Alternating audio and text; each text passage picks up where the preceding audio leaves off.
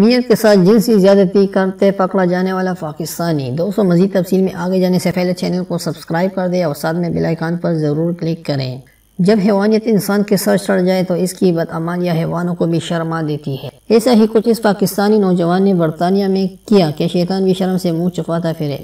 جسن کے مطابق 23 سالہ خرم شہزاد نامی اس بدنیت شخص نے برہنگم کے ایک مردہ خانے میں تابوت میں پڑی لاش کو جنسی زیادتی کا نشانہ بنا ڈالا، جس پر اسے گرفتار کر کے عدالت میں پیش کر دیا گیا ہے۔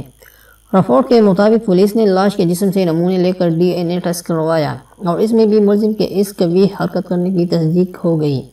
ملزم بے روزگار نوجوان ہے اور اس مردہ خانے کے قریب ہی ہاسٹل میں رہائش پذیر ہے۔ پولیس کی طرف سے جاری بیان میں بتایا گیا ہے کہ ملزم ایک کڑکی توڑ کر مردہ خانے کے اندر داخل ہوا۔